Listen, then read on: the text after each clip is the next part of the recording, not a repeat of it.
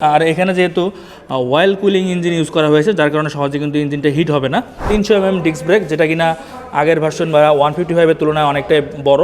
আর পিছনে ইউজ করা হয়েছে 150/60 সেকশনের রেডিয়াল টায়ার। আসসালামু আলাইকুম, আমি সজীব মাহমুদ চলে আসলাম সুজুকি শোরুমে। আর আমার সামনে দেখতে পাচ্ছেন সুজুকি জিক্সার 250, যেটা এখন বর্তমানে বলতে পারেন খুব হাইপে আছে। তো আজকের ভিডিওতে আমি এই বাইকটার ডিটেলস ইনফরমেশন জানাবো, অর্থাৎ বাইকটিতে কী ধরনের ফিচার ইউজ করা হয়েছে, ইঞ্জিন পাওয়ার কেমন, টপ স্পিড কেমন পাবেন, মাইলেজ কেমন পাবেন, কিনলে কেমন সার্ভিস পাবেন, কয়টা কালারে পাবেন, সব কিছু জানতে পারবেন আজকের এই পুরোটা ভিডিও জুড়ে। তাই অবশ্যই আপনাদেরকে রিকোয়েস্ট করবো, যারা কিনা চ্যানেলে নতুন আছেন অবশ্যই চ্যানেলটি সাবস্ক্রাইব করে পাশে থেকে বেল আইকন অন করে রাখুন, যেন পরবর্তীতে কোনো আপডেট মিস না হয়ে যায়। তো এনজয় করুন পুরো ভিডিওটি। তো বরাবরের মতোই প্রথমে বাইকটার লুকস এবং ডিজাইন নিয়ে একটু আলোচনা করব। তো দেখতেই পাচ্ছেন লুকস এবং ডিজাইন অলমোস্ট সুজুকি জিক্সার 155-এর মতো, তবে এখানে আপনারা আরেকটু মাস্কুলার ফিল পাবেন আমার কাছে যেটা মনে হচ্ছে সামনাসামনি দেখে। আপনারা সরাসরি শোরুমে এসে দেখলে হয়তো বা বুঝতে পারবেন। আর এখানে স্টিকারিং করা আছে গোল্ডেন কালারের 250cc, আর জিক্সার এখানে স্টিকারিং করা SOCS এবং সুজুকি ওয়াইল্ড কুলিং সিস্টেম এখানে স্টিকারিং করা আছে। আর এখানে SCP সুজুকি ইকো পারফরমেন্স এবং পিছনের দিকে 250cc-র স্টিকার করা আছে। তো এই স্টিকারগুলোই আপনারা পাবেন। যদি আপনাদেরকে সাইড প্রোফাইলটা তো আপনাদেরকে দেখাইলাম, যদি সামনে থেকে দেখাই এটার লুকস এবং ডিজাইন ওই হুবহু 155-এর মতোই লাগতেছে। এবং এই সাইডটা যদি দেখাই, এই সাইডে দেখতে পাচ্ছেন এখানে সুজুকির 3D লোগো দেওয়া আছে, FI ফুয়েল ইনজেকশন এটা দেওয়া আছে।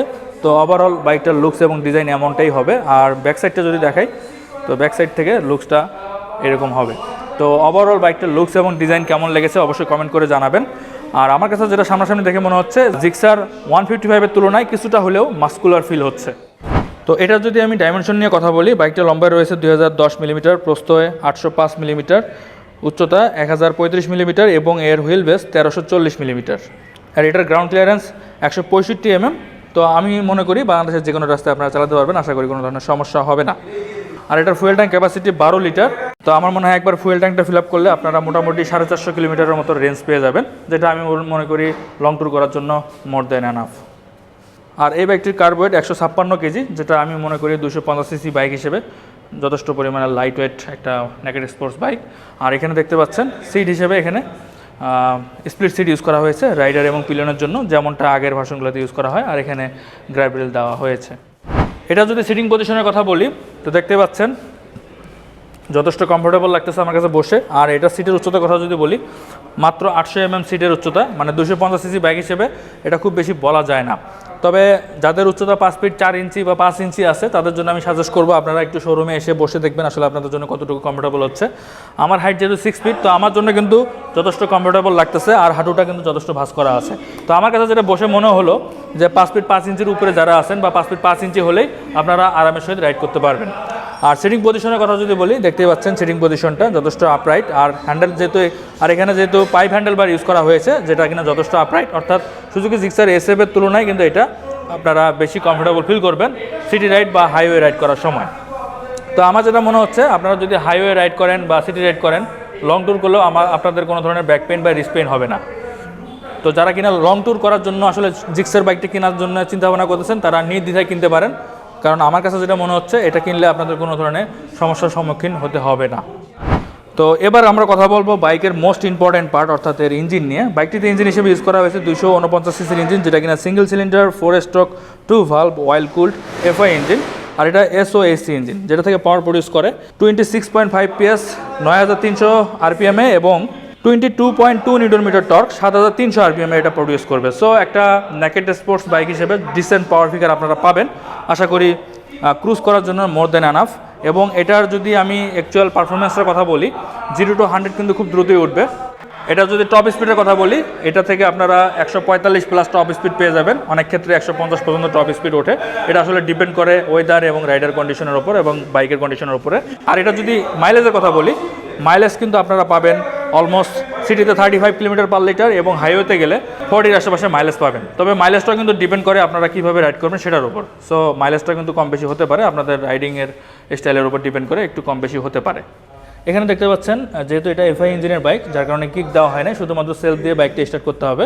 আরেকটা এখানে ইনফরমেশন দিয়ে রাখি, এখানে কিন্তু 1200 ml ইঞ্জিন অয়েল দিতে হবে, লেখাই আছে এখানে। তবে আপনারা যখন প্রথম সার্ভিস করাবেন সেক্ষেত্রে তখন কিন্তু এক্সট্রা 600 ml ইঞ্জিন অয়েল লাগবে। তো এই বিষয়টা আপনারা শোরুমে এসে আরও বিস্তারিত জেনে নেবেন। এটার ইঞ্জিন অয়েল গ্রেড হচ্ছে 10W40। আমি আবারও বলছি 10W40, এই গ্রেডটা সবসময় ইঞ্জিন অয়েল হিসেবে ব্যবহার করবেন, তাহলে কিন্তু বাইকটা থেকে খুব ভালো সার্ভিস পাবেন, কারণ এটা সুজুকি কোম্পানি রিকমেন্ড করে। আর নিচে থেকে দেখতে পাচ্ছেন এখানে কিন্তু ইঞ্জিন গার্ড দেওয়া হয়েছে, যেটার কারণে স্পোর্টি একটা ফিল পাওয়া যাচ্ছে, যেটা কিনা আগের ভার্সনে ছিল না, অর্থাৎ 155-এ কিন্তু এটা দেওয়া হয় নাই। বাট এটা কিন্তু দেখতে বেশ সুন্দর লাগতেছে, এবং প্লাস্টিক কোয়ালিটিগুলো আমার কাছে মনে হচ্ছে আগের ভার্সনের তুলনায় অনেক বেটার।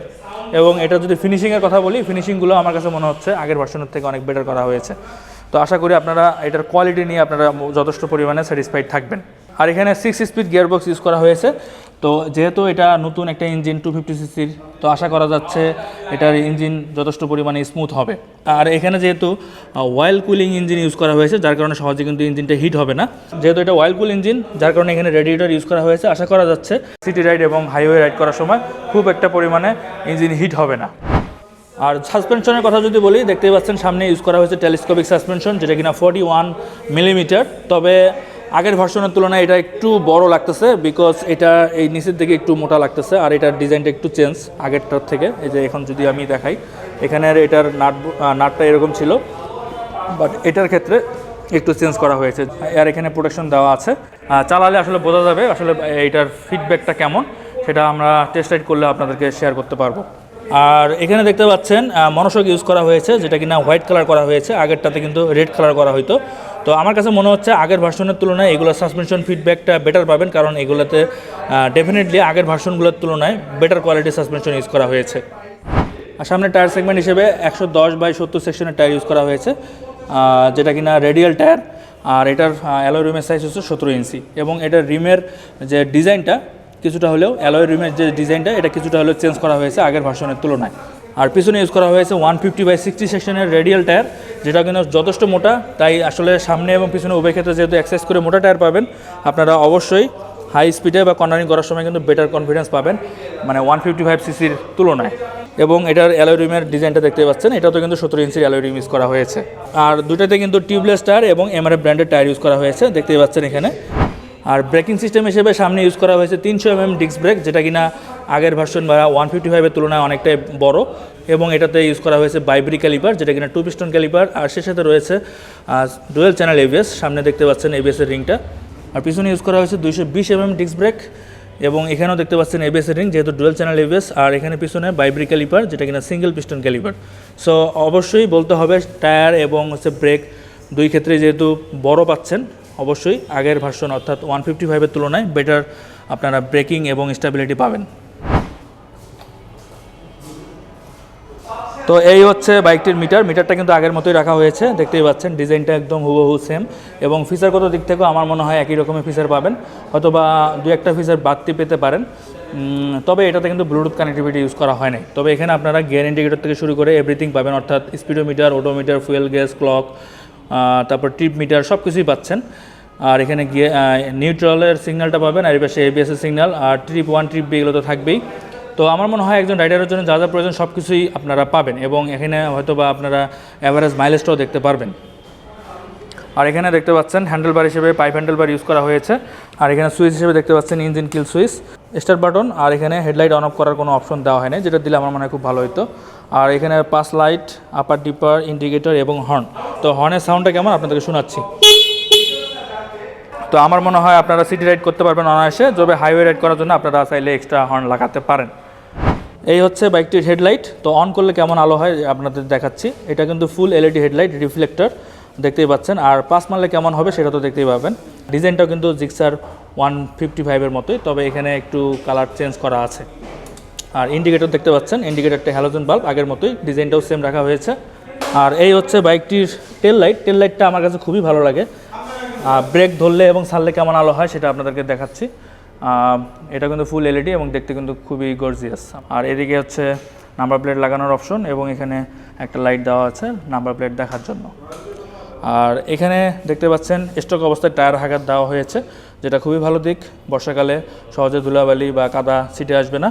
আর হচ্ছে এখানে দেখতে পাচ্ছেন সারি গার্ড দেওয়া হয়েছে, এবং এটার যে চেন স্পকেটটা আগের ভার্সন অর্থাৎ 155-এর তুলনায় কিছুটা হলেও বড় করা হয়েছে, যার কারণে আপনারা এক্সেলারেশনটা কিন্তু বেটার পাবেন, মানে কুইক এক্সেলারেশনটা এখানে আপনারা বেটার পাবেন। তো এই হচ্ছে বাইকটির এক্সজস্ট পাইপ। তো এটার সাউন্ড কেমন সেটা আপনাদেরকে শোনাচ্ছি। তো আইডিয়াল অবস্থায় এরকম সাউন্ড হবে, আর রেপ করলে কেমন সাউন্ড হয় সেটা আপনাদেরকে শোনাচ্ছি।